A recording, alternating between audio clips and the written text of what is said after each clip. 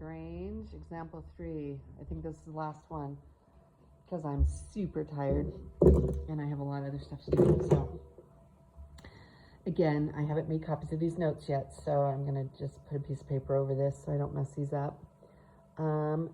Example 3, it says that f of x equals sine of x squared plus cosine of x.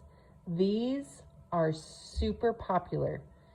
Guaranteed you will see an FRQ like this on the AP exam. All right, just know that.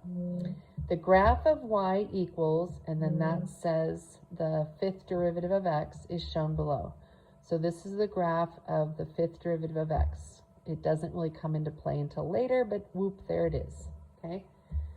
Part A says, write the first 4 non-zero. That's super important because sometimes we do get terms that are 0 and then they don't want us to count those. We want actual terms that have numbers or variables in them.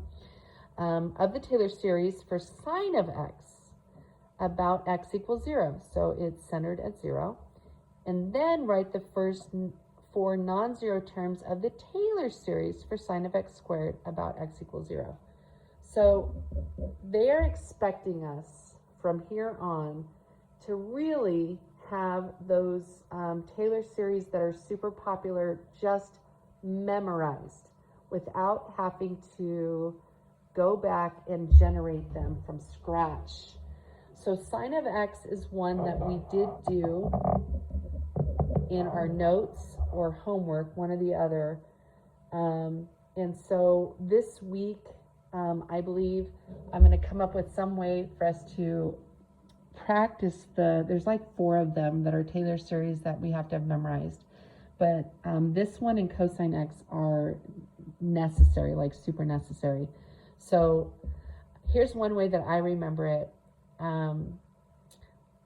Sine of x and cosine of x, I think about their graphs from last year.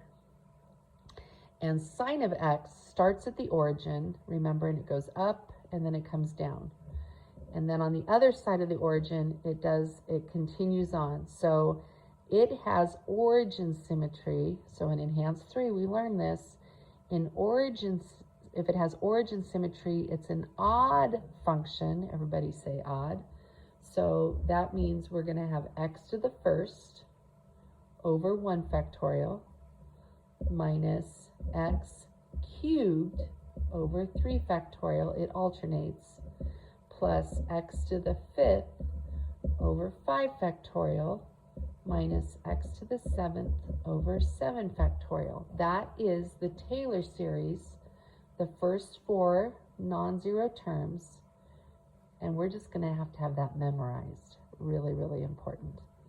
Once we have that, super easy, now we're going to do what it says. We're going to do sine of x squared. Super simple once you know this one, because you're just replacing those x's with x squared. So x squared minus x squared cubed over 3 factorial plus x squared to the 5th over 5 factorial minus x squared to the 7th over 7 factorial. And we are going to clean that up. One more step. Make sure you name the function you're doing. Such a critical step because we're going to need this later on and you've got to have this named. So this is going to be, remember when we raise a power to a power, that's going to be x to the 6th. You can leave that 3 factorial on the bottom or you can go ahead and change it, totally up to you. For now, I'm going to leave it factorial minus x to the 10th. I'm doing another video, yes, son, over 5 factorial. Really, these are for Bryant because Bryant has to learn from my videos. Okay, so there is the answer for part A. Ta-da! Okay, part B. Part B. I'm going to fold this over. We're going to come back to it in a little bit here. Part B says, write the first 4 non-zero terms of the Taylor series for cosine of x. If you wait till I'm done, Jerry, I'll make you dinner. Cosine of x. So we need this first. This is the first part. Okay, remember how I said that sine had origin symmetry? Cosine has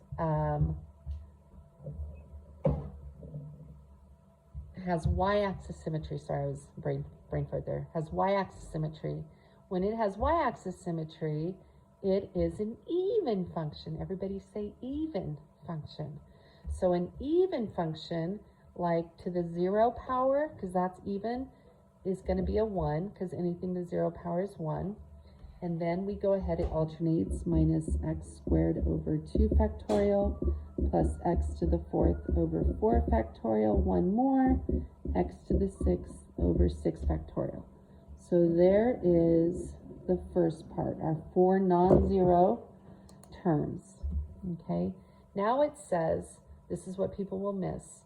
And we're going to use this, and we're going to use this to write the first 4 of, remember what f of x was. F of x from the very beginning was sine of x squared plus cosine of x. That was from the original directions.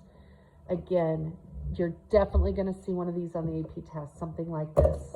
So you guys have to just pay attention and do what it says. It's also a huge strategy that even if you don't remember these, you put down something, because you can always add 2 things together. Even if you got these wrong, you could pick up points in this part by getting whatever you did write down together and add it. So my suggestion to you is to write in parentheses sine of x squared. So just write this out. X squared minus x to the 6th over 3 factorial. Oh, I had a boo-boo. You guys, did you guys catch it? I made a sign error up here. Plus x to the 10th over 5 factorial minus x to the 14th over 7 factorial plus, and then we're going to put the cosine of x, what we just had. I'm going to put that in parentheses because you would get a point just for laying this out usually with what you had. Ta-da.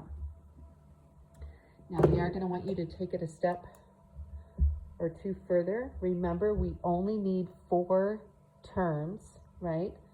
So, and they want us to put them in, etiquette, lowest degree to highest degree. So the lowest is a 1.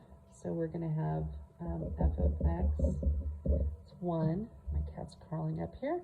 Our x squareds, we have these 2 go together, so you're doing like terms, but we need a common denominator. So this has a 2 factorial, so I'm going to have to put a 2 factorial here.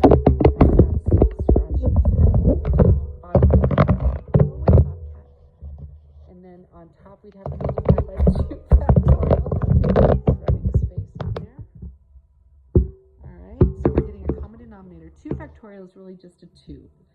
So 2x squared plus a negative x squared, negative 1x squared, so 2x squared minus 1x squared is a positive 1x squared over 2 factorial, or 2, whichever way you want to write that. So those are the squareds. There are no cubes. There is a 4th term, but there's nothing like it over here, so we're just going to put plus x to the 4th over 4 factorial.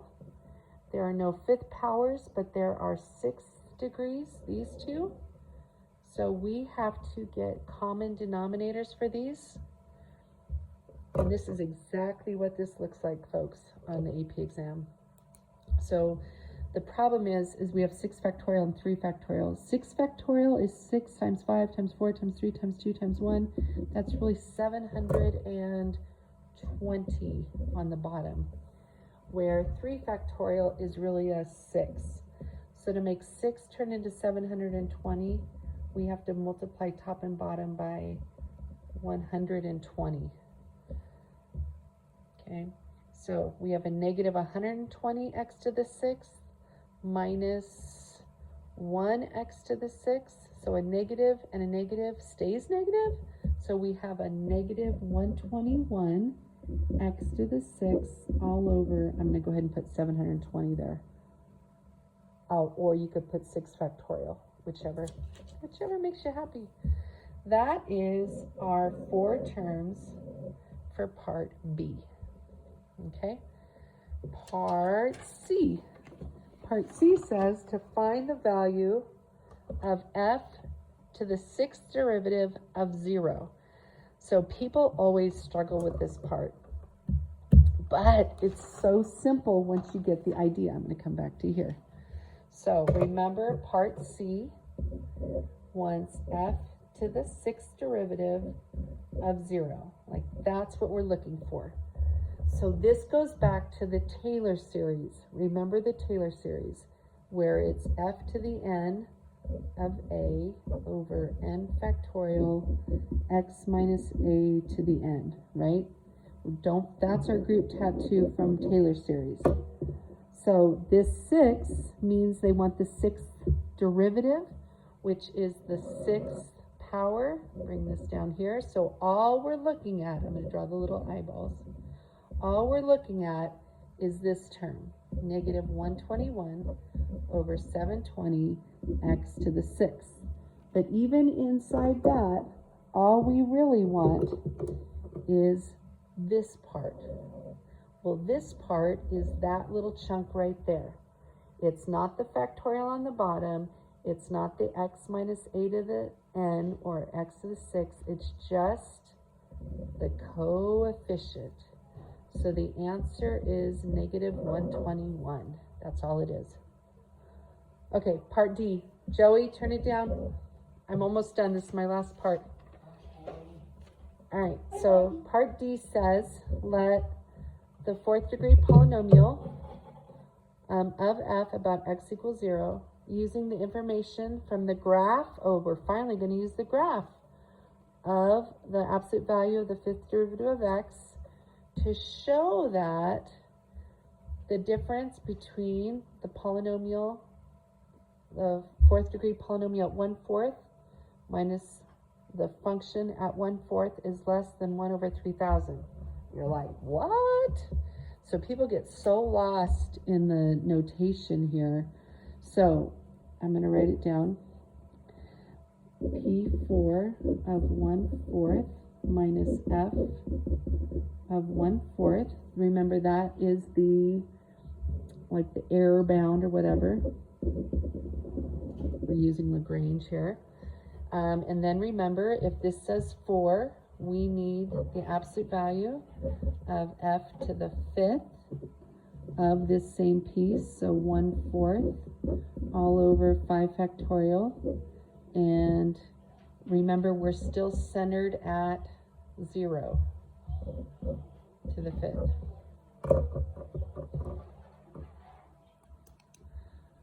Okay, so this piece, Joey, turn it down, turn it down, turn it down. You're going to ruin my whole video. I'll have to start over. This piece comes from the graph. So this is the 5th derivative of x. Since we're looking at 1/4, I know it's not an exact value. They're trying desperately to trick you guys. On the y-axis, it's 0, 20, 40. We're not going to eyeball it or guess. We're just always going to go with the next good, bigger value. So we're just going to jump to 40 because we're saying that it's less than or equal to anyway, right? It's less than or equal to. So we're going to put a, get away paper, get away. We're going to put a 40 right there over 5 factorial. And then we're going to go ahead and plug in the 1/4 to the 5th. And at this point, we would get to use a calculator, I'm sure. And it would simplify. Trust me, this all simplifies to 1 over 3,072.